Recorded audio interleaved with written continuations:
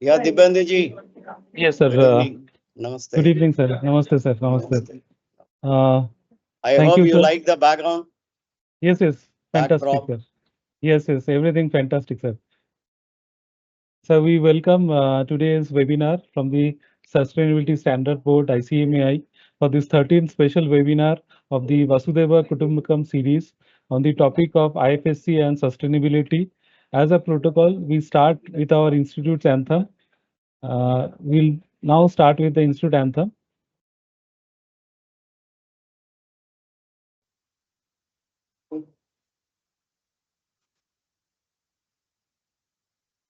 अस्वतो मा सद्गमय तमसो मा ज्योतिर्गमय मृत्युर्मामृतं गमय असतो मा सद्गमय तमसो मा ज्योतिर्गमय मृत्युर्मामृतं गमय असतो मा सद्गमय तमसो मा ज्योतिर्गमय मृत्युर्मामृतं गमय अस्वतो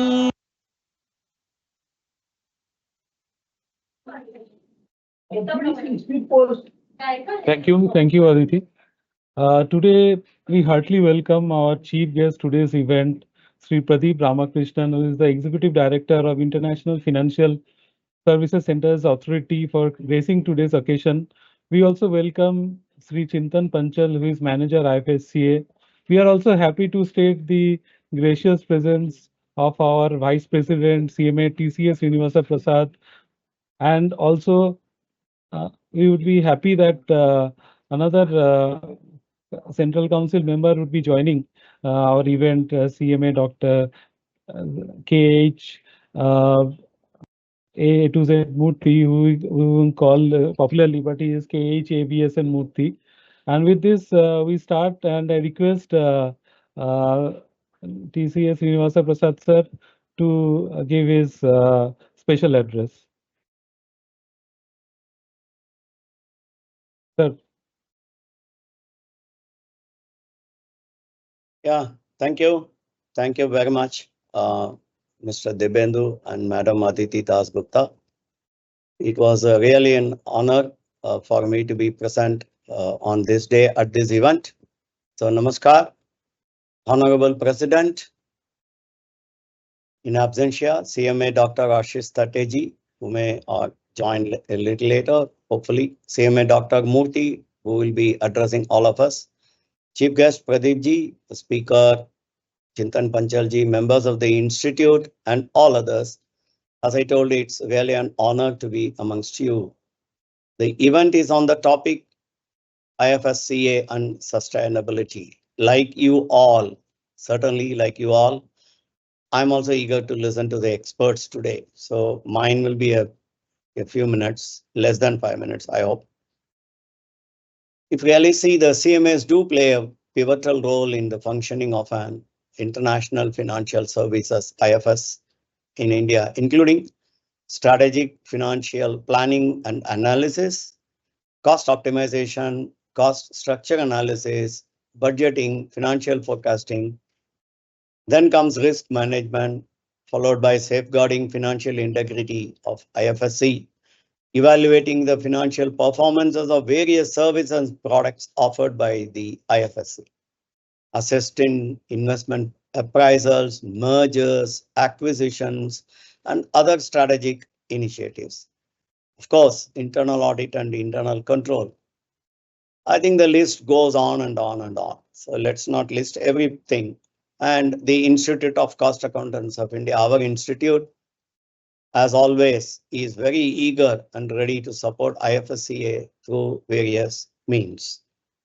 Now, IFSC also can play a critical role in enabling climate investments. What I mean is sustainability funds, green funds in India from international sources through the capital markets route. That can be done. Mobilization of sustainable finance is critical to achieve transition to green and resilient economies. In that case, IFSCA has already signed an MOU to cooperate on sustainable finance with us. Vasudhaiva Kutumbakam. If you see our fortnightly journal also talks about that. One earth, one family, one future has been adopted by the G20 countries after India's G20 presidency. Now, we from the ICMA has promoted the Sustainability Standards Board, we call it as SSB, to assist the stakeholders in India for technical materials, guidance, standards, way forward for implementing values, ethics-based sustainability practices in India.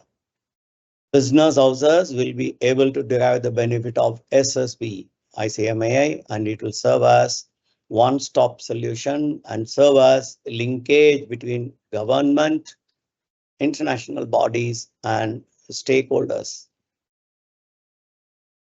We have our Thiruvalluvar 2000 years back, a Tamil saint. He has written 1300 verses called Thirukural, which is very famous in the whole world.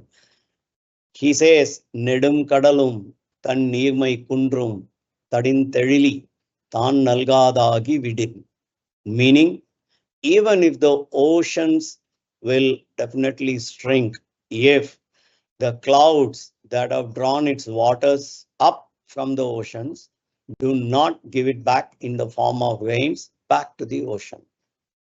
So we have our responsibility to give back to this planet and for the future of this planet. And in India, the nature has always, and its ways have always been a regular source of learning. As I said, one of the learning from that Thirukural. Keeping the above point in mind, we shall integrate the finance fundraising to sustainable financial movement for environment. I wish the board and the event a great success. Jai Hind.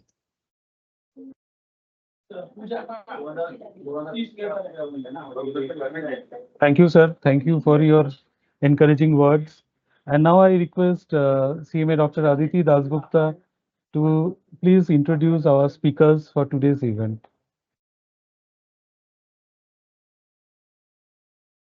Thank you, sir.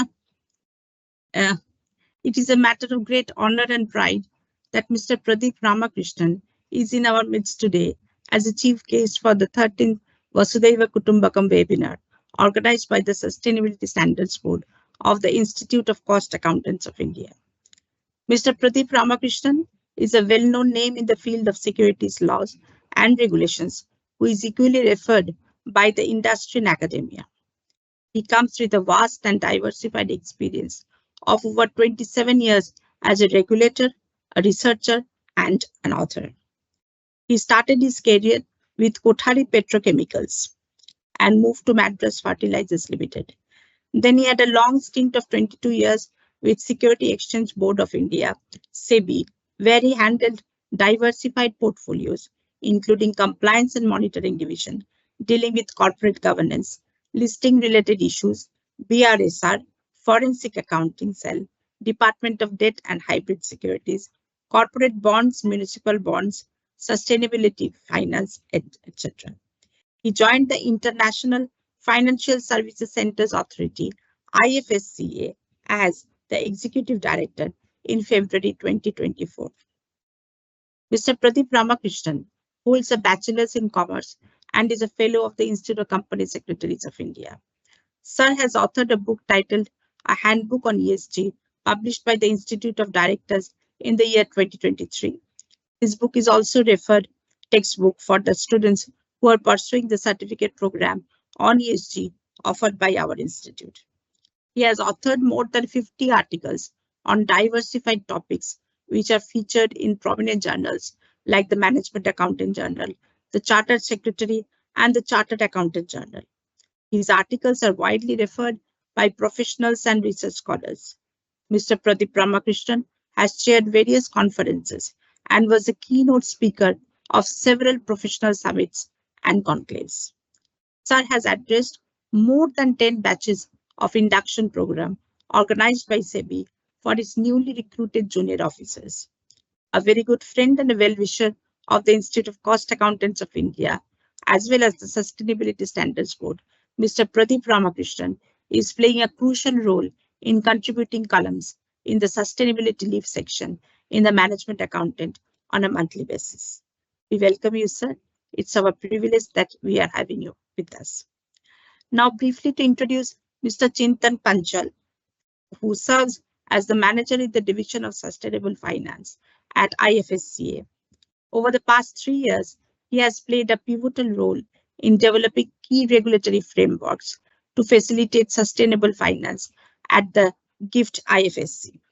His work includes initiatives on ESG-level debt securities, sustainable lending framework, and ESG funds. Currently, he is involved in drafting the transition finance framework of IFSCA and putting in place a scheme to enable access to sovereign green bonds by the non-resident eligible foreign investors at the GIFT IFSC in close collaboration with the RBI. He holds the Sustainability and Climate Risk Certification from the Global Association of Risk Professionals, GARP. He is a software engineer and earned his master's degree in technology management from the University of California, Santa Barbara, USA. We welcome you all, sir. It's a great privilege and pride for us. Ladies and gentlemen, please welcome our guest speaker and Mr. Panchal. Over to you, sir.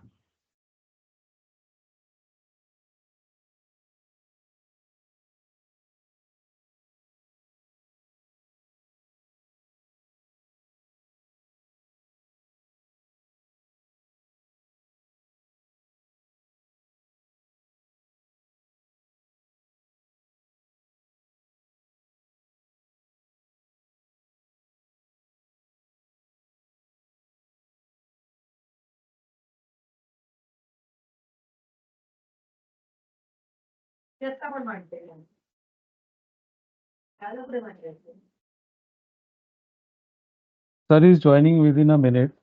I think some technical snag has happened. Our IT team is fixing the issue. We request for your kind patience.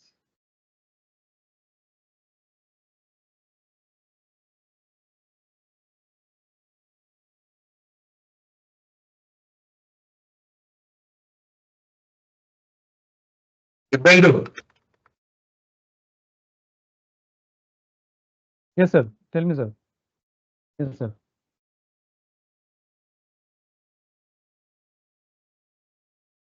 Yes, Murthy, sir.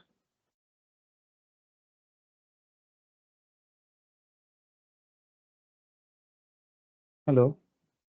Dipendu, may I join for 2 minutes? Yes, yes. Meanwhile, So- we can. Yes, yes. Yeah, till our sir joins, we request Murthy sir to kindly address. He's a council member to address the session. Sir, over to you, sir. Good morning to or good evening to all of you, dear friends. Extremely happy to have one more session, a useful session on the sustainability. As rightly observed by our Vice President TCS Prasad sir, my colleagues in the council, and dear attendees, RCMS. Sustainability world is the most buzzword nowadays, but it is not new word to any one of us. If you recall Sanatana Dharma, it says that Dharma takes over Dharma, or Dharma protects Dharma. If you see Hinduism or Ramayanam or Mahabharatam, everybody everywhere talks about sustainability. Friends, UN Assembly in 2010 acknowledged it. Please note the word acknowledge it. Our philosophy has to be eco-friendly. Our philosophy, they have agreed. They have made it official part of these things. Whether it is The best word is Sarvejana Sukhino Bhavantu or Vasudhaiva Kutumbakam, the name of our magazine, where we meet you, greet you every month on 25th of month. Thanks to our friend, our Bombay-based friend Ranjit. And in 2022, Environmental Performance Index, 180 countries are there. India unfortunately ranks last, but they find there is a lot of improvement. Our rank is now improved, and Global Assembly Reporting Standards, UIA, IASC, any government of India, they have taken maximum things world over, coming to our own SEBI, which has done an excellent role as a regulator, and CA Institute, CS Institute, CM, all these institutions have issued exposure drafts relating to this particular topic from time to time. How to audit, what to report. This is the main important thing in sustainability. See, financial results, everybody will report, but more than that, more importantly, non-financial things are very, very important. In fact, they weigh more than the financial parameters. It's not that parameters are small or trivial, but the impact of non-financial factors, social factors, which lead to ultimate sustainability are more important to reckon with, to count with. And we have got many shortcomings, gaps, incomplete, and everything is taken care. Sometimes we're silent, some are very open, but now a good job is start beginning made by SEBI, and SEBI has directed all the three bodies to come forward to make sustainability. Hence, the topic is very, very important. We separate a separate board being headed by my colleague in the council, Ashish Tate, and a big job done by all the council members of the council as well as the SSG board members. Love to listen to the speaker today, and thanks for giving me a chance to be with you today. Thank you. Over to Mr. Dibendra.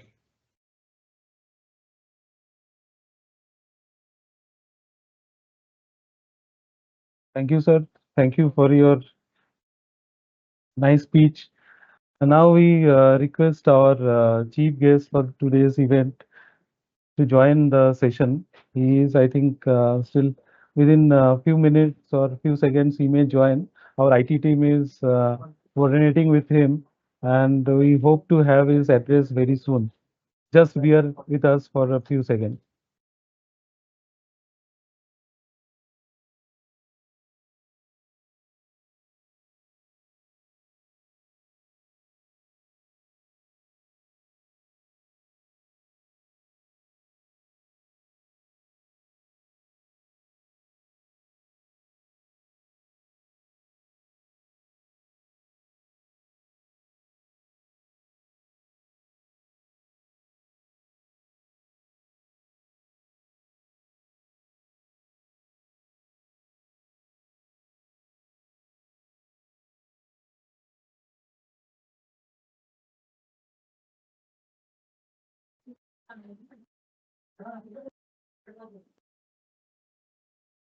Just as a filler of information, the Sustainability Standard Board has launched the ESG certificate course. It is a 50 hours course, and we request all the participants to actually have a look of our syllabus content. And if you actually are interested to join the course for the second batch, the admission has already started. The first batch has started from 13th of this month, and we have already had 4 sessions of 2 hours each. These weekend classes are useful for all the CMA members and also the sustainability experts, because it actually covers the ringside view of the sustainability. And we have our 50 hours devoted in 25 capsules of 2 hours each, which is only organized on Saturdays and Sundays. And I think to share with you that in the first batch we have a sizable number, and it is very much interactive, and people are liking the sessions. It is very much useful for the participants, and as far as a knowledge enhancement course, It has also given a lot of fillip in our sustainability sphere, and we hope that you also have a look about the course curriculum. The online admission portal you can browse from our website, the ICMAI website. If you click on the sustainability link, you can check our online admission portal. This course objective and eligibility is any graduate or any final year student or any cost accountant can enroll for this course. It is very much the price is very much moderate. Only 6,000 is the cost plus GST for the members, and for the students it is 4,500 plus GST. And we have, after this course completes, we have an examination system, test from home system, where the candidates are assessed and accordingly the certificate is issued. We have also have innovative thing done. Not only online classes, we have a project work after the completion of the 10 modules. That 10 hours we have devoted for that, and that after that only the online examination is conducted. The marking system is also segregated between the project and also the online examinations. To brief each of that the course curriculum has a lot of areas of COP and various ESG parameters, ESG ratings, ESG KPIs, and also the various BARSR objective. Further, to state that the we also had another session where we inaugurated the course, and we hope that you take the benefit out of this and join the course in large numbers, because our first batch we have a sizable number, and we hope that the course will take much better shape in the coming days. Now we also have our monthly newsletter Sukhino Bhavantu, where we actually publish various articles of relevance, and it has also this the every 25th of the month we publish this article, means a newsletter, which gives a comprehensive overview of the diverse field of sustainability. And it also has our upcoming events of this Vasudhaiva Kutumbakam. Yesterday we uploaded in our website. You can check in the Maxter also. We do it on a regular basis. We have uploaded our in the website and also in the Maxter platform. It it actually had a lot of content in the previous issues, and we are always innovative, having innovative mechanism. We are adding new corners every month, and it actually is a comprehensive content in our publication. The last issue which we have published is of relevance, and I request all the members to have a look in our this SSB platform.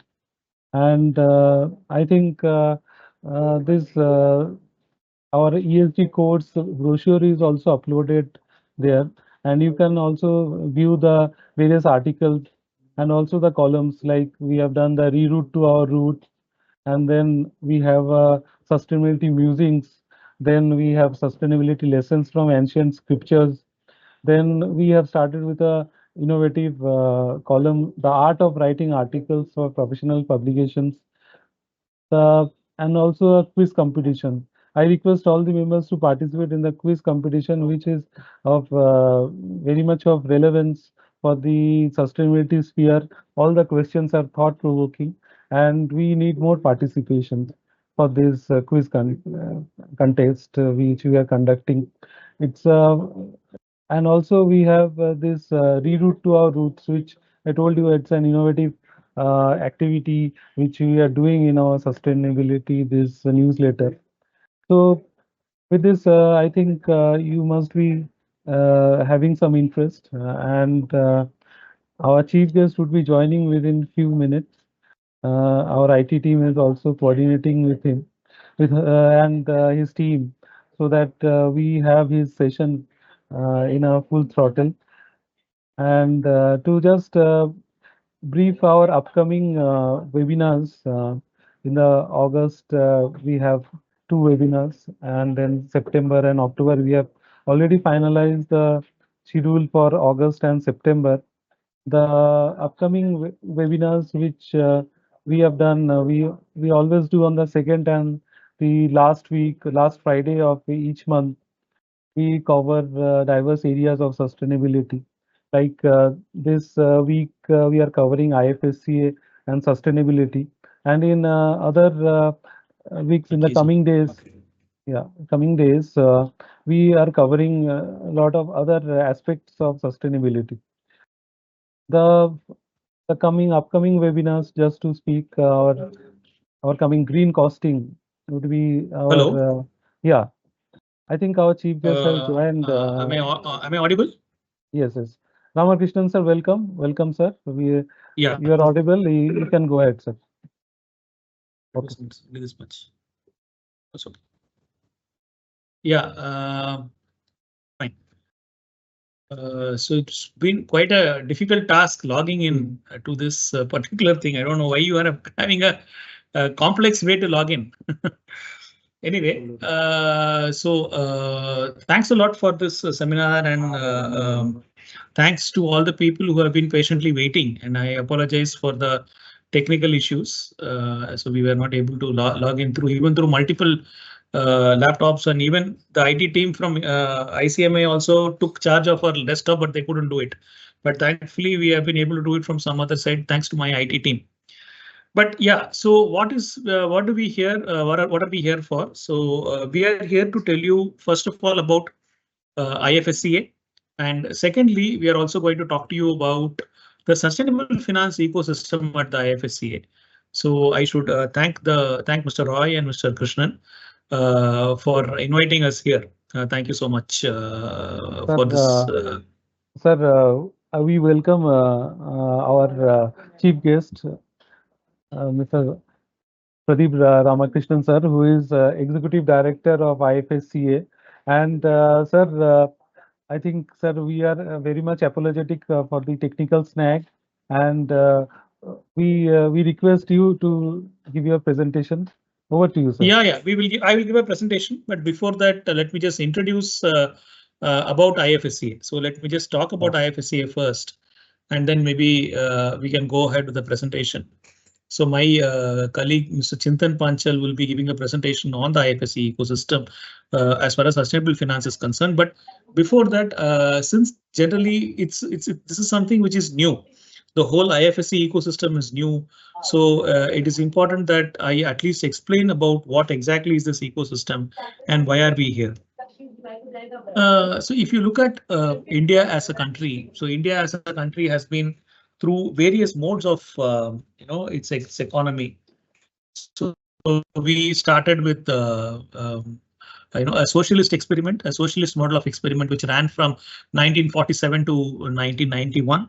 So almost for a period of 50 years we tried that, and after that what we did was we said that we found that it was not working, because at one point in time we had to ship our gold to the World Bank to take to get loan. So that was a very awkward moment for us. But at that point in time, we decided that since our foreign resources, exchange reserves had depleted so much and the socialist model was not working, we'll move away from this license Raj, as we used to call it, to a concept of a mixed economy. I wouldn't call it a completely capitalist economy, because we still have regulators, regulations, etc. And there is some amount of merit-based regulation still going on, but largely it has been disclosure-based. Largely it has been principles-based. So from 1991 onwards, after liberalization, privatization, and globalization, as they call it, we have had regulators who have come in and sort of try to use principles which have been there in the global arena. So we have had the best practices that are followed in the world, and those things have been sort of imbibed in the Indian concept, which has sort of taken off pretty well. because we are now counted as amongst the economies to sort of look at. And you know where we are as far as the GDP is concerned, we are at number 4. We will be moving ahead, and we are also looking at we are also looking at a lot of things also as to how we can also be a country to the world. One of the very nice concepts of today's webinar is Vasudhaiva Kutumbakam. So we are one family, and as our country, our Prime Minister and India's officials have always been representing outside that we are here to help everyone out as a country. What is it that we can do? That is also sort of which came about in the recent G20 presidency. When India was the president of India had the presidency of the G20.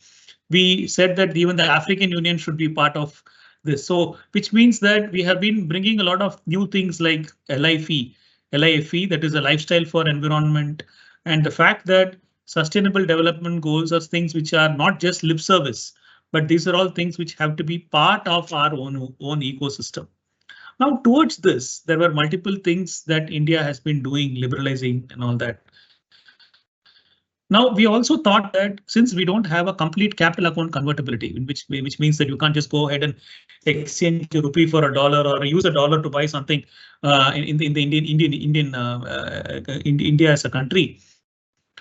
So we thought that we should also try to do some experiments. So this experiment is what you call as a sandbox, right? A sandbox is essentially a place where you carry out experiments. So in this case also we have carried out experiments, and that experiment is known as the IFSCA. Now, the International Financial Services Authority was established in 2020. But before that, in 2007 itself, there was a thought process on what we should do to establish India as an international finance center. So there was a report which was given by one Mr. Percy Mistry, a luminary himself, and this was supposed to make Mumbai as an international finance center. And given by the pictures that you see of Mumbai now because of the floods and whatnot, and I'm sure we will all be very happy to say that, OK, it has moved away from Mumbai because Mumbai is actually very congested now. It has got everything, a lot of population, there has been paralysis as far as infrastructure is concerned. So at that point in time in 2012, there was this thought that, OK, we should have another place, and that is where the whole concept of the GIFT, that is Gujarat International Finance Tech City, the GIFT City, was born.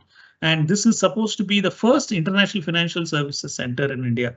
So there can be other financial centers also, and they have to be in the SEZ, the Special Economic Zone. But for that, a lot of things have to be sort of worked out between the state governments and the central government for an IFSC to be started in that particular locality, in the particular state. Now, what is so different about an IFSC? What is it that you can't do in India that you are doing it in a special economic zone? So, for the matter, just outside me, you can see the special this whole part of the city, and it's around 900 odd acres. So this is what we call about. So we as a regulator, we lord over this 900 acres. So this is a separate jurisdiction which is not considered India for the purposes of the FEMA and for the purpose of these regulations. And until 2020. We had a separate, we had regulators like SEBI, RBI, etc., who had dedicated chapters in their regulations, in their various acts, as they will sort of look into this particular place. Now, it's very difficult to have multiple regulators in one place for a place like IFSC. So it was thought fit that we should have one specific regulator. So that was when the IFSCA was born. Now, the IFSCA is an authority which has the powers of SEBI, RBI, IRDA, PFRDA in this particular place. So we are the regulator, as we are, for example, the RBI of this place, the SEBI of this place. So if we are the regulator, we need to bring our own rules and regulations. So essentially, as I was telling you earlier, that this whole thing is a sandbox, it's an experiment as to what we can do in case, assume that the things which sort of fetter you in India, because it caters to a different set of population, it's caters to a retail population, right? So when you look at all that, it becomes difficult to make those experiments. For example, the securities market, you have a huge retail clientele. So the things which you can sort of look at as an international audience, you can't do that in India, which is why now here we have made a lot of experiments. One of the things now Chintan will also give you some of the experiments that we have made as far as sustainable finance is concerned. So we have multiple verticals here as regulators, as a regulator of this place. So we have a capital markets vertical, which looks into the offer documents. In fact, we are going to come out with a very important, a very significant, rather, I should call it, a piece of legislation called the Direct Listing Regulations, which contains a lot of global practices, which you can see in a lot of offers like your Uber and whatnot. So a lot of international jurisdictions have a way in which they handle IPOs. So those things, those international practices are being brought here, which will be of interest. So here, in case, for example, a public issue, you have NRIs who can invest. Indians can invest in foreign companies and maybe in a few other places where they can invest through the LRS route, that is the Liberalized Limited Scheme of the government and RBI, which says that around $50,000 per year can be maximum that can be invested by an individual through this route. So this is something which is very this is interesting. But largely the people who are expected to take advantage of the IFSC are the NRIs and are also the people who are international citizens, that is foreign personalities. Now, when we look at verticals here, so we have, as I told you, a banking vertical. We have around 26 banks who are there, who are here, 28 banks, out of which almost 10 to 12 banks are local banks, almost 16 banks are international banks. So they have started their branches here. And we have, funds. Funds is a huge ecosystem. We have almost 150 fund managers and an equal amount of fund management funds themselves here. And we are also having ESG funds, and which is a very interesting piece. So essentially, we are also having newer things like a regulatory sandbox approach, for which we are encouraging TechFin and fintech entities in this jurisdiction. We also have very interestingly things like aircraft leasing. For example, India is one of the largest importers of aircraft, right? So we know we are, in fact, today in an age of air recession, if I may call it, we are the only country where the air traffic is going up. And because of that, we also have people buying planes, leasing planes. Today, the largest destination for leasing planes is Dublin in Ireland. The largest destination for leasing ships in the shipbuilding industry, the ship industry, in fact, is Greece, right? So when we are amongst the people who are in need of all this, why can't we bring all those things to India, right? So the tagline for the entire IFSCA is onshoring the offshore. So whatever is there internationally, why don't we bring it here? Like, for example, a Flipkart or a Meesho or a Gupshup. All these are companies who are your everyday names in India, right? But they are all headquartered in different countries, various countries, international countries. So why can't we bring them here? Or even if we don't want to bring them here, why can't we make use of this ecosystem to tap money for the capital needs, for the bond needs and whatnot? Essentially, this is this place is supposed to be an ecosystem which is going to make financial services accessible to a lot of people around the world. Towards this, we are also encouraging the general centers where we have the BATF regulations, bookkeeping, accounting, taxation and finance. So this will sort of provide services to a lot of international people. Now, you may ask me as to how is this different, right? So the first thing, a piece of difference is that everything that happens in the IFSCA is in international currency. It happens in euro, it happens in dollars, other than the salary which they pay me.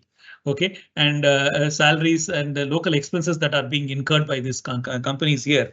Everything else happens in international currency.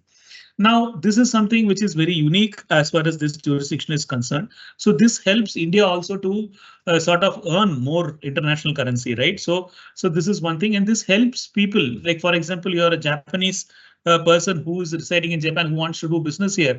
You need not convert your money. You can transact in yen.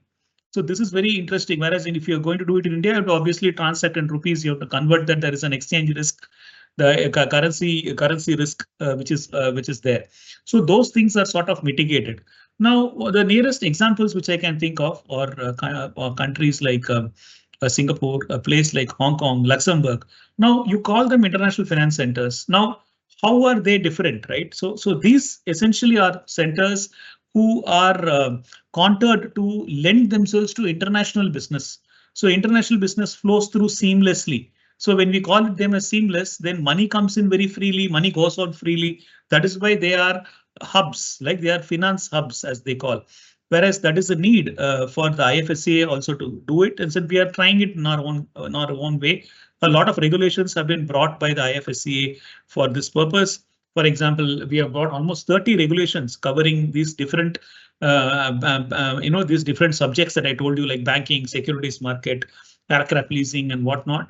And many of these things are very light touch. In fact, the ICMA has been very kind enough to allow us to write in their magazine about the IFSCA. Mr. Krishnan and others have been coordinating, have been very kind enough to coordinate with us. We have written. I have even requested the ICMA to, to work with us on preparing lessons on the IFSCA for students. Now, institutes like the ICSI have already included, and even ICAI may do it.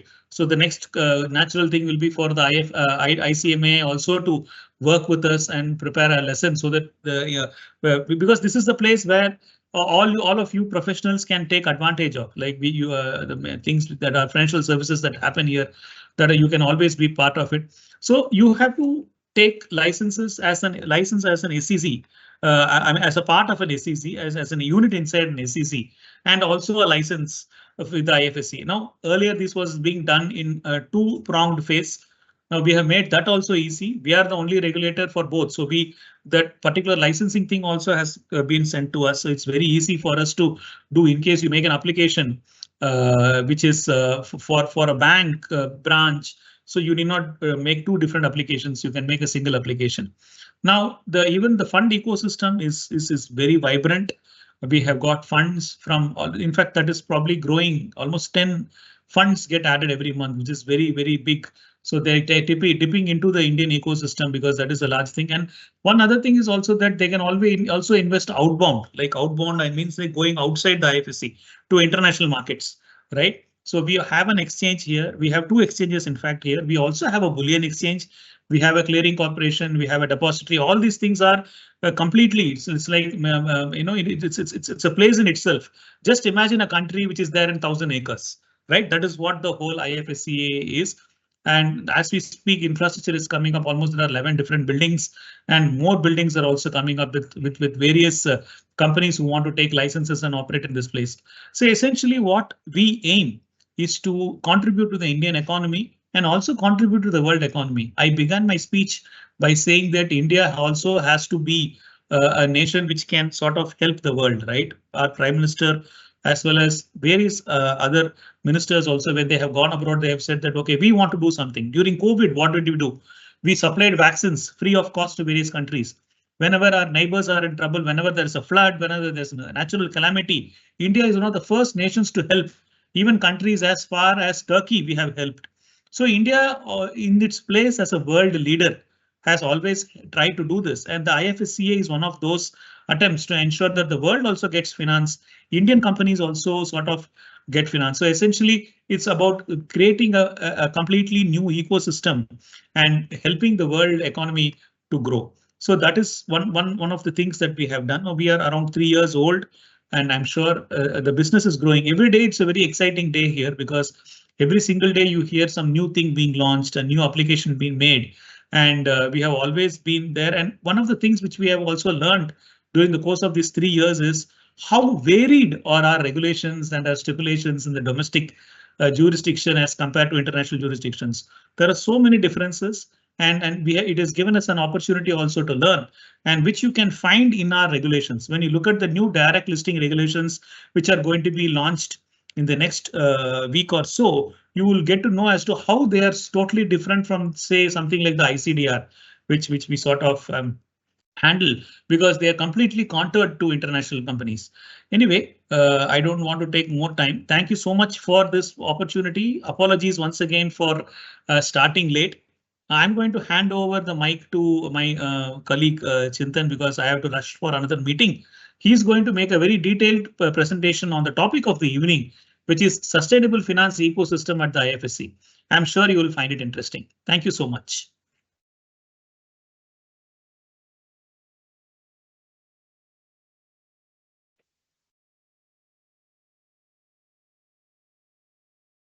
So am I audible? Yes, sir. Yes, sir. You are audible. So just give me a second. I'm just opening up a presentation.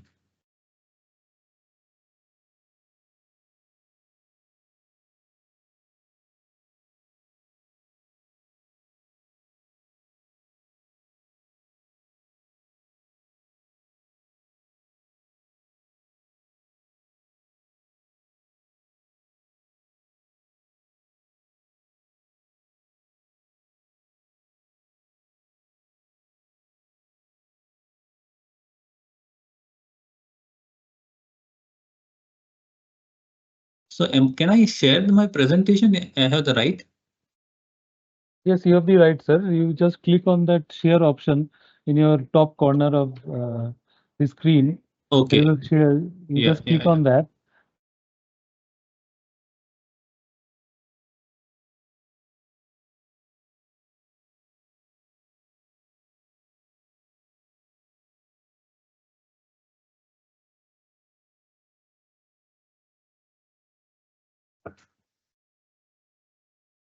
So is my screen visible?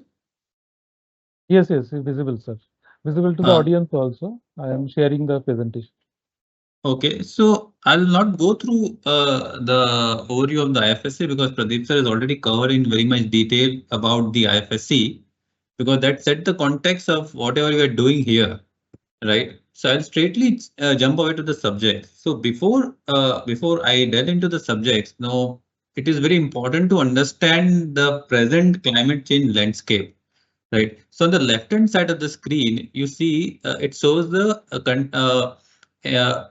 countries of their and their emissions. So if you see from 2000 to 2020, the countries like India and China's overall cumulative emission has been rising very drastically vis-a-vis the other countries.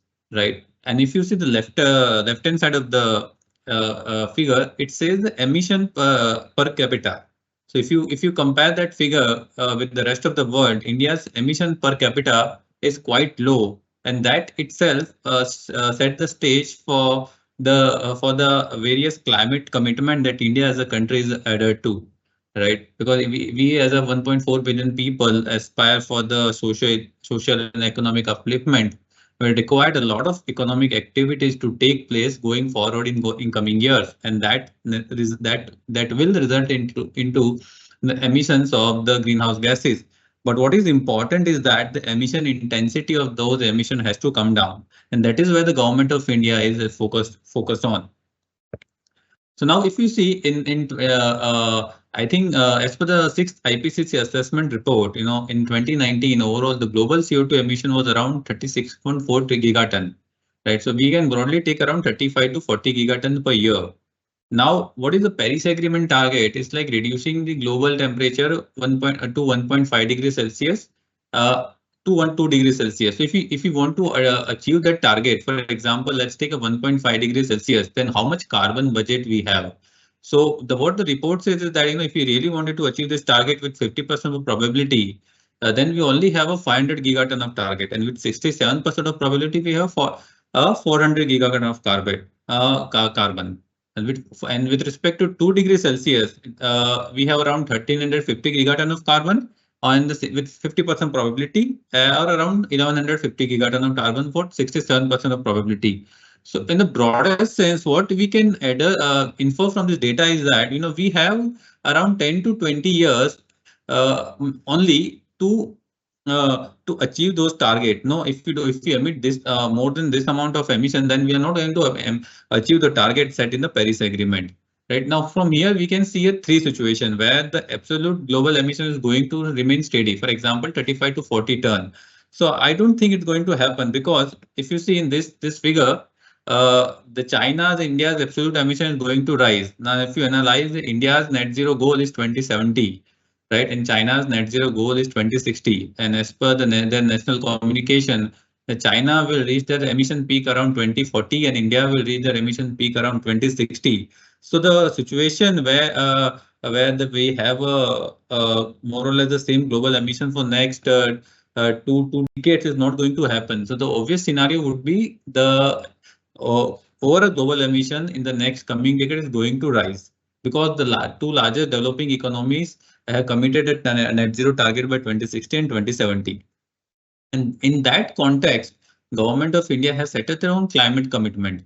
So I just briefly go through it. It's like 50% of energy requirements for renewable sources, then 500 gigawatt of non-fossil fuel energy, and the biggest target was the net zero by 2070. So when we are saying the net zero by 2070, what it essentially means that we required a lot of amount of financing achieving all those targets. There is a report by CEW which says in order to achieve the net zero target, India would require a $10 trillion amount of money by 2070. So that 10 trillion is quite a big amount, right? Now, against this, India, as per the India's communication to UNFCCC on the new collective quantified goals on climate finance, what India has submitted is that developing countries by and large will require 250 to $300 billion to meet their climate commitment. And if you take the requirement of funding for a decade from 2025 to 35, it will be around 1 trillion. So they are just talking about a climate mitigation. Now, if you take into the consideration the amount required for climate adaptation and the resilience, that would be around $60 to $70 billion. Now, again, this much of requirement of climate financing, what are the available funds? So it is around 25% of the required funding. That's around $40 to $45 billion amount. So there is around 75% of climate financing gap for the developing countries, and that's the more or less similar figure goes for the India as well. Now, if you see the types of climate financing that India has witnessed in the last couple of years, in absolute term, it has increased from 2018 to 2019 to 2020. But if you analyze the source of financing, so as per the report of the CPI, that largely the climate financing in India is driven by domestic sources, that is 83%, and the international sources contribute only 17%, and that is where the IFSCA come into the picture. And our vision is set by Honorable Prime Minister of India when he said that I want to gift IFSCA to be a gateway to global debt and equity capital for sustainable and climate projects. So we are targeting not just for the India's requirement, but we are also aspiring to provide a climate financing solution for other developing countries. And the same is already initially reiterated by our Honorable Finance Minister in the budget 22-23, that is services for global capital for sustainable and climate finance in the country will be facilitated in the GIFT City. So we are working in this direction, and all the regulations and the circulars in this regard is to enable the climate financing for the global sources. So this slide will in broadly will give you the broad snapshot of various initiatives that we have taken on as far as sustainable finance is concerned. So as Pradeep sir has rightly said that we are 3.5 years old institution. We came into being in October 2020. We assumed power in October 2020. And then the first, so what we initially did is, we target the three basic source of funding, which is debt, loan, and the funds, right? So in the July 2021, we come up with the listing regulations, and in the listing regulation, there is a separate chapter for the issuance and listing of ESG label debt securities, which cover green bond, social bond, sustainability bond, and sustainability linked bond. In the later slide, I will cover those in the detail. In April 2022, we came up with our guidance framework on sustainable and sustainability linked lending by financial institutions. So basically, we mandate the bank set up in the GIFT IFSC to lend certain portion of their loans and advances towards sustainable and sustainability linked projects. In between, we have set up an expert committee on climate sustainable finance, and the committees gave us recommendation in October 2022. Right. So if you see, the committee gave us a recommendation on the product part, on the policy part, on the outreach part. So what are the we already worked on couple of the recommendation, and we are on some of the recommendation we are still working on it. So if you see the ongoing initiatives that we have mentioned on the slide, for example, transition finance framework, sovereign green bond, voluntary carbon market, blended finance. So all are the recommendations given by the committee, and these are all the ongoing initiatives.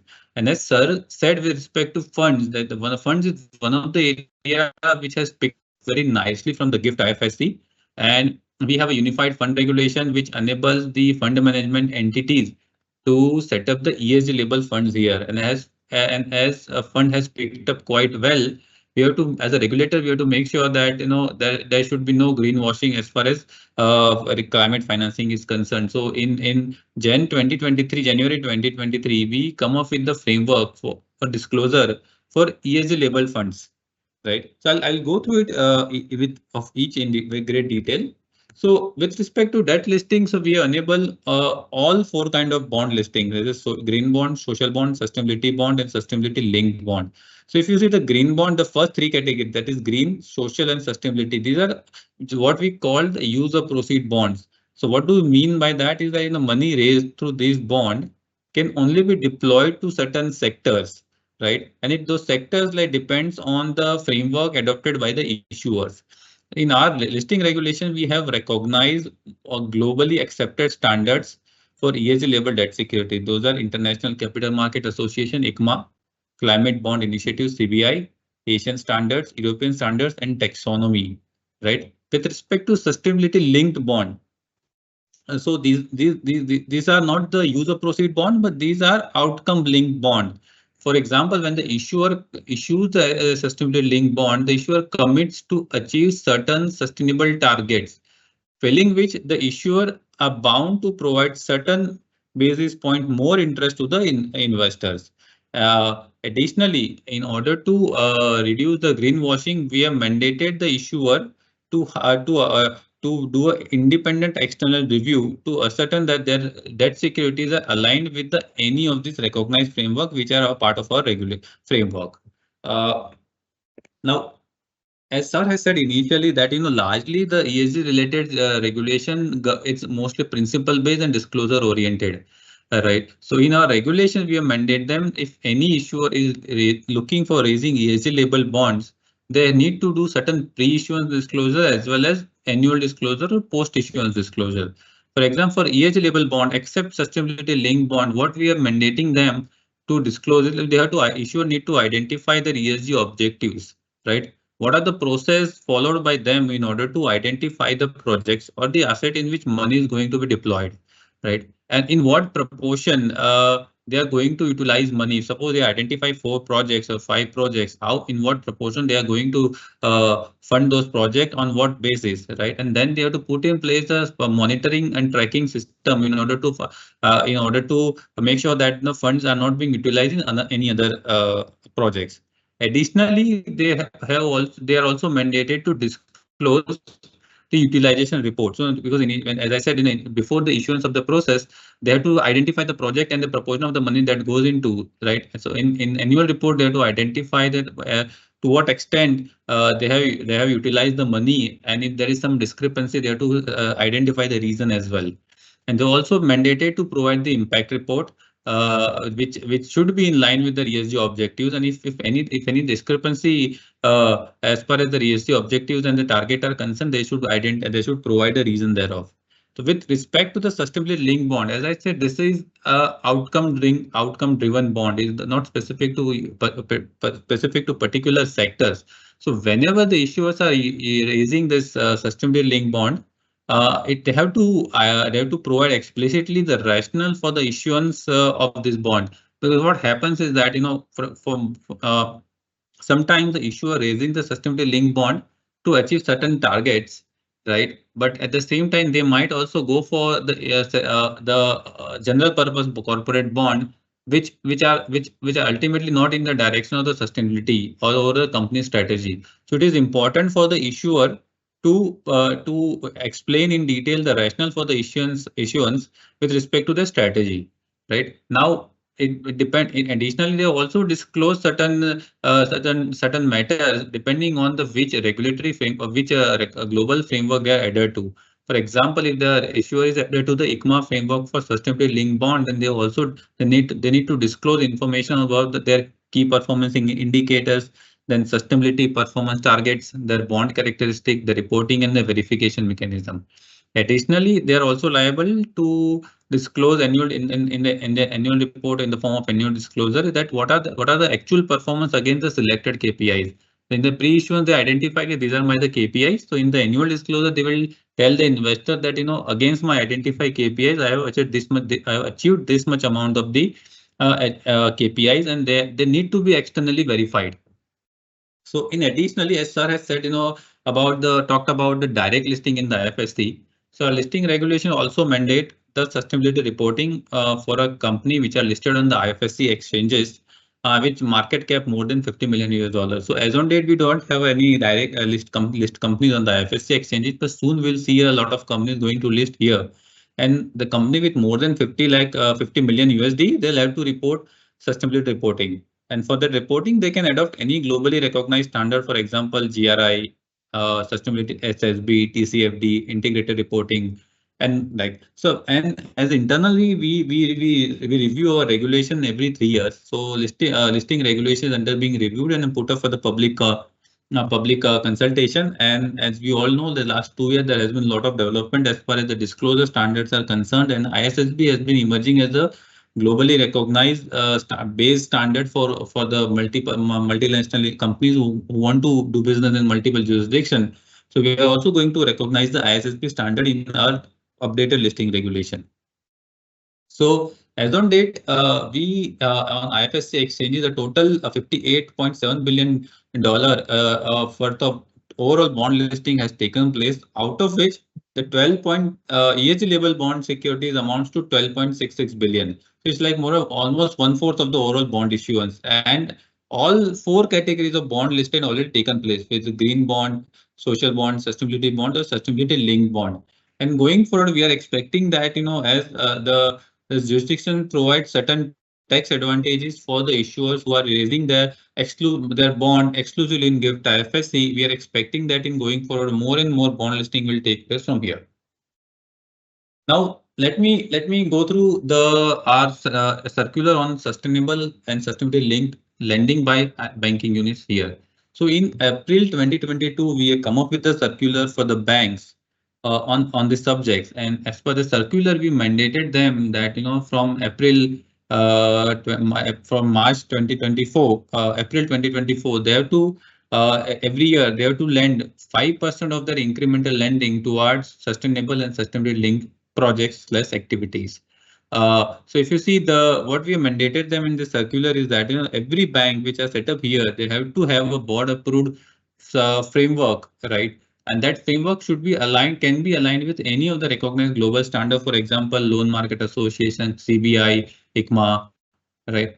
And so when we initially bring up with the circular, we got a lot of representation from the bank saying that that initial 5% target can be kept as a voluntary, right, to begin with, and then later on after a couple of years we can make it mandatory. The other input that we receive from them is that can the bank lend that 5% of money in some institution back in India, and that institution in turn lend those money to all these projects.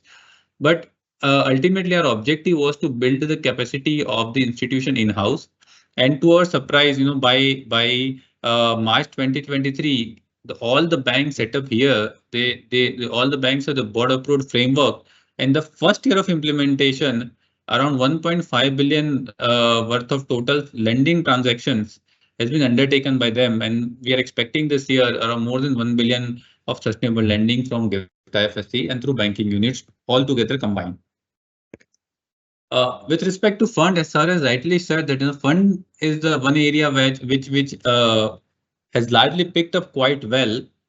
So this data is of June 30, 2024, but as on date, we have more than 150 registered fund. So as far as fund regulation are concerned, we are slightly different from the domestic India, is where we largely we give registration to fund management entities, but our regulation is focused toward the fund managers, right? And that unified regulation for the FMEs provide the mechanism to register the ESG label funds, right? So irrespective of the fund as labeled at ESG or not, what we have mandated them is that if the fund's AUM is more than 3 billion, then they have to disclose on their governance, investment strategy, and risk management. So if you see, these are morely in line with the corporate disclosure, which are broad categories of disclosure, which is governance, risk management, investment strategy, metrics, and target. But here we deliberately not keep the metrics and target due to the consideration of the availability of data on the part of corporates, right? Because and slowly we might add that in future, but as on date we have only restricted ourselves to the 3 broad categories of disclosures.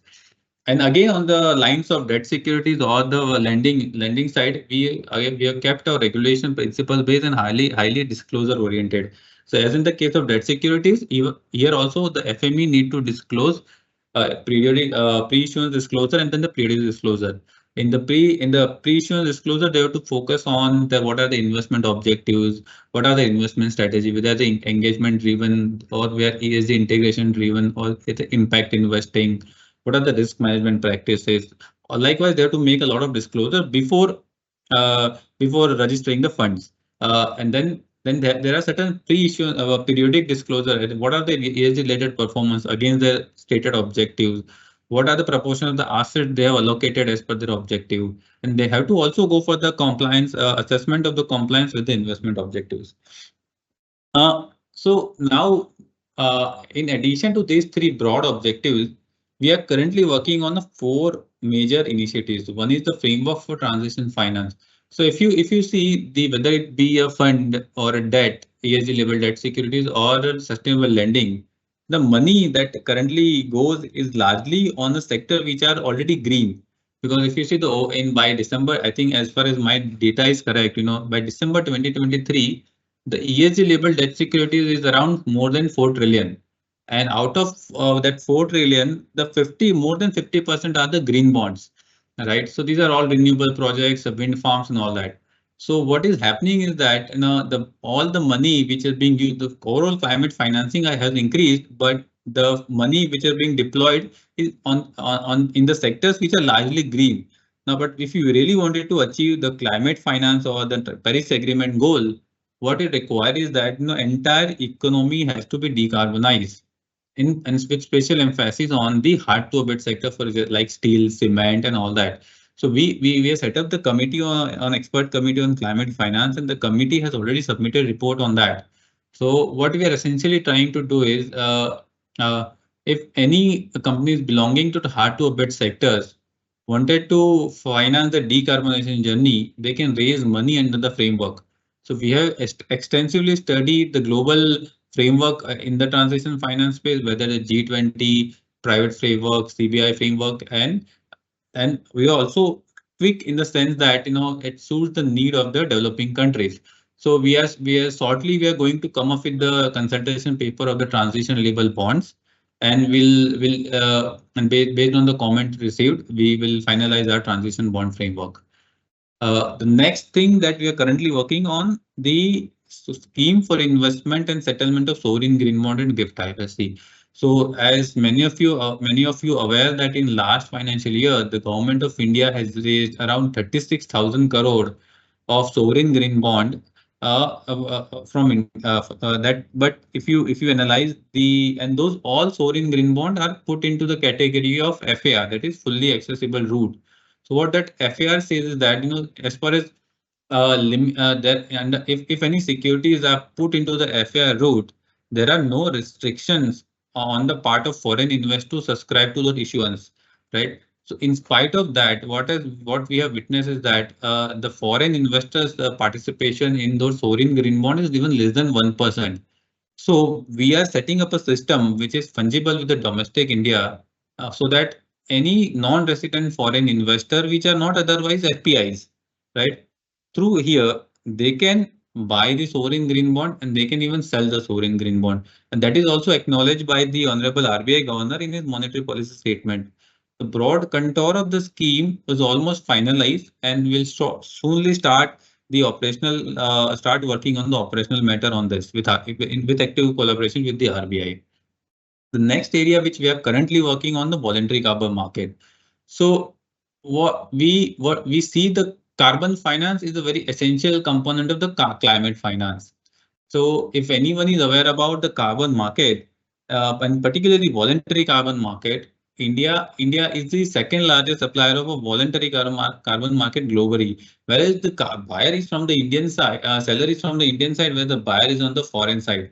So this is the clear case for the IFSC to promote this voluntary carbon market, because we precisely are established to set up those kind of product where the buyer is India, or where the one set of transaction is happening outside India, or both set of transaction is taking place outside India.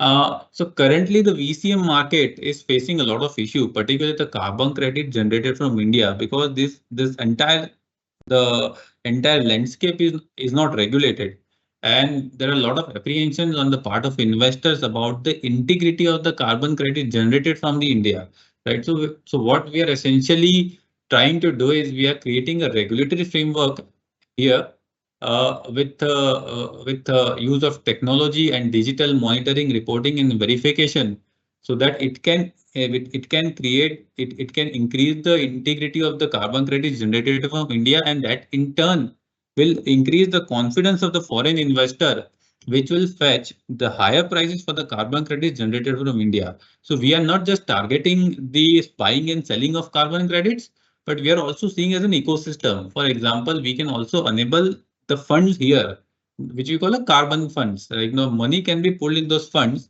and the funds can be deployed back in India on the project which will generate the carbon credits, or an SPV can be set up. The SPV will raise the fund and then again deploy it back in India, right? So we are essentially seeing it as an ecosystem mode. But as Sir said, we have a power over financial product and financial services. So as on date, the carbon credit is not defined as a financial product. So in this regard, we have requested the Ministry of Finance to notify the carbon credit as a financial product. And as and when that gets materialized, we will come up a regulatory framework on the voluntary carbon market. Now, with respect to blended finance, so it is very broad term. So what essentially in the simplest sense means is that you pool the money from different sources. For example, in the fund structure, like you pool the money from the philanthropic fund, then you pool the money from multilateral development bank, which will enable the private players to pull in their own money, right? And in those money can be deployed in the projects which are not that commercially active, or which are considered as slightly risky, right? So depending on the structuring of that financing mechanism, be it the first loss guarantee or partial credit guarantee, right? We can mobilize more and more global capital in order to invest it back in India and other developing countries. So more or less, these are the four major initiatives that we are currently working on. Additionally, we are also signing an MOU with a globally respected institutions such as CEW and Climate Policy Initiative India. We are also a member of the UNDP FC4S, which is the network of the more than 44 financial centers and hosted the UNDP, right? So I think the PPT that you can see in the image, that it itself makes it abundantly clear that climate change is real, and we are witnessing a day in day out. Right, the left hand side of the image is taken from the movie called Society of the Snow. Right, so this theme is on the theme of Vasudhaiva Kutumbakam. So the entire world is one family, and then there's any problem comes to the family, it is the responsibility of all the member of the family to manage those problems. Right, so as it goes with the theme of the webinar, like climate change is a global problem. We have to handle it collectively, and we have to manage it collectively.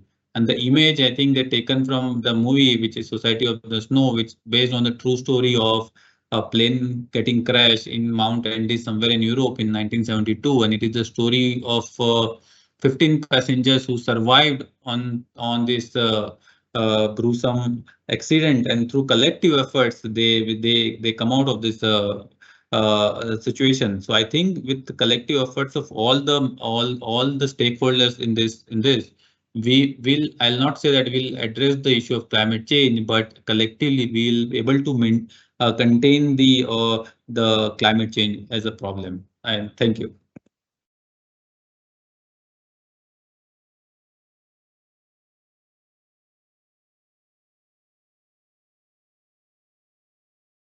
Hello?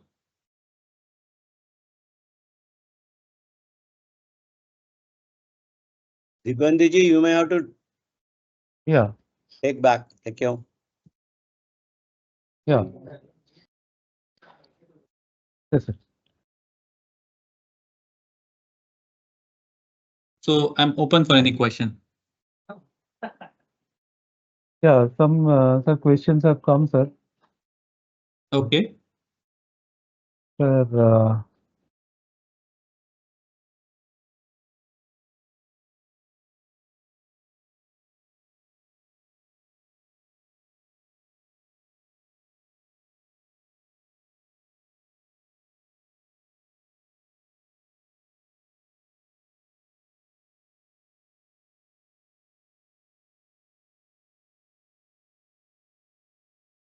Sir, one question has come from a member.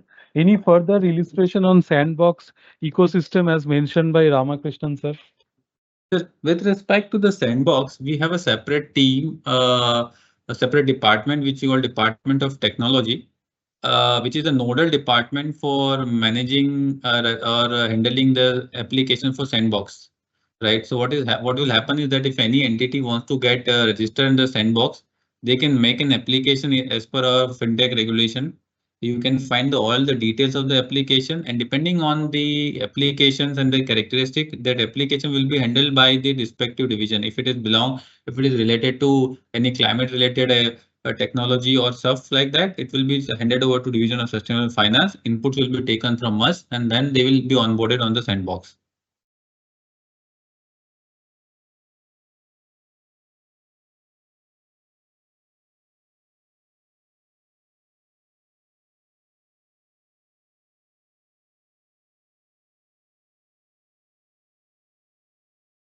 Yes, sir.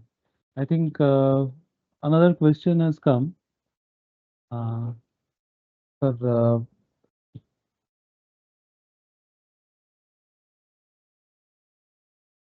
what are the benefits of IFSCA for an export-oriented unit to function properly in the Indian ecosystem? So we as a so the question is about, you're asking about the manufacturing firm, or you're talking about exporting the financial services? I think export of financial services. So we in general, the entity which is being set up in the GIFT IFSC, in general, they are being provided certain advantages. For example, suppose the entity sets up here and operationalize in 1st August 2024. So starting from the 1st August 2024, they have the option to select the 10 years of window out of 15 years where they don't have to pay any tax on their profit. So that's a huge advantage. Additionally, if any entity set up here and they do trading on the IFSC based exchanges, there is no security transaction tax, there is no capital gain tax, and the MAT is also half what is there in India.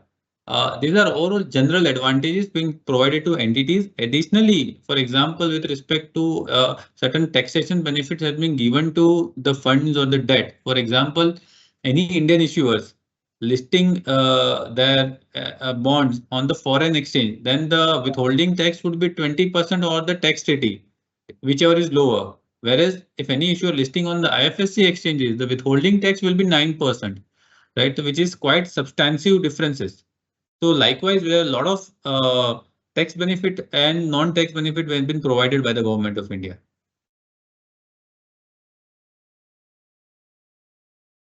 Thank you, sir. It has been very informative and excellent presentation, sir. And we apologize for the initial glitch. Yeah. So as since you were not there, we started with our introduction, and we request Aditi to again have an introduction of our chief guest and guest of honor, so that we can do justice to the event which was excellently conducted. No, sir, apology Okay. from our side as well. I think there's some issue with my system, so I have to change my system where it work well. Okay, no issues, sir. Aditi, over to you. Yes, sir. It would be my pleasure to go through this introduction once again. It's an illustration one. Well, to introduce Mr. Pradeep Ramakrishnan, just a glance from his profile, it is a matter of great honor and pride that he was in midst of today as a chief guest for the 13th Vasudhaiva Kutumbakam webinar for the SSB of ICMAI. He is a well-known name in the field of securities laws and regulations and is equally referred in the industry and academia. Mr. Pradeep Ramakrishnan comes with a vast and diversified experience of over 27 years as a regulator, researcher, and author. He started his career with Kothari Petrochemicals and moved to the Matras Fertilizers.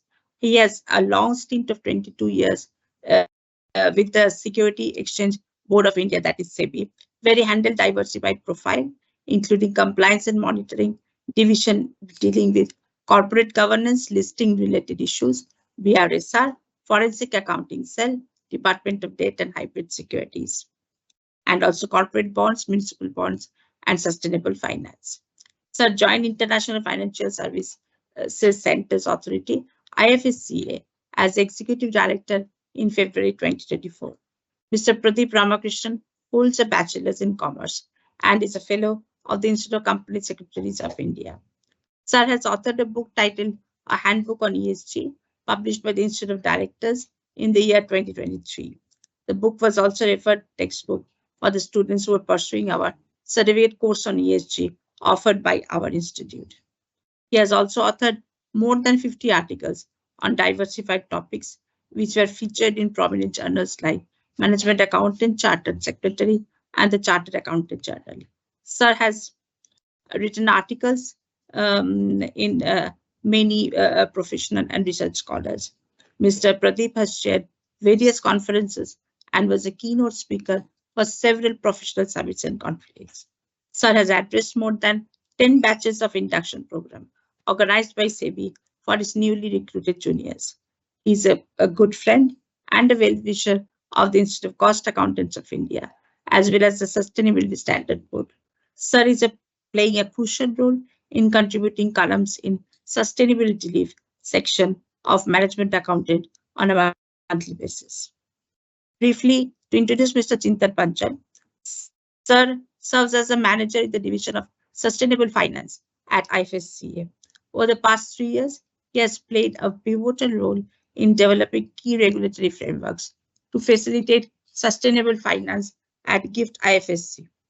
His work includes initiatives on ESG-labeled debt securities, sustainable lending framework, and ESG funds. Currently, he is involved in drafting the transition finance framework of IFSCA and putting in place a scheme to enable access to sovereign green bonds by the non-resident eligible foreign investors at the GIFT IFSC in close collaboration with the RBI.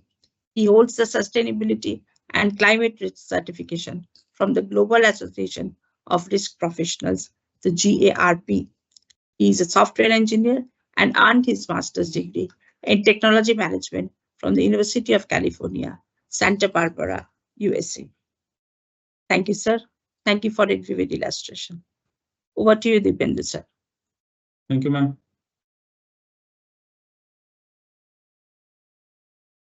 Sir, you're on mute. To conclude our today's session, I request again Aditi Dasgupta, Joint Director of our SSB, to give a formal vote of thanks.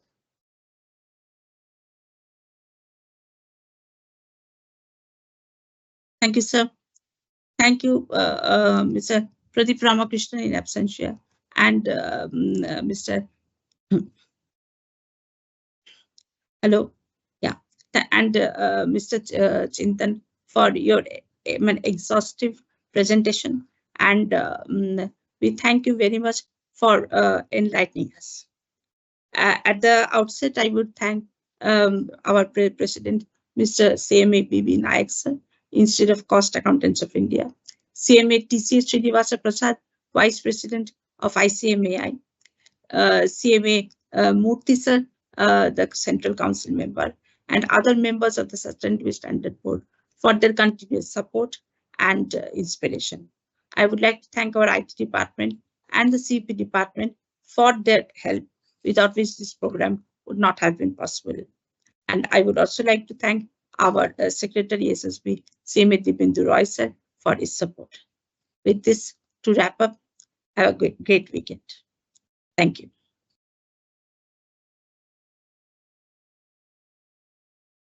Thank you. Thank you. Thank you, sir. Thank you, We are closing- Dibyendu. Thank you, Aditi. Jai Thank you, Hind. sir. Thank you, sir. Thank Thanks. you. We are closing the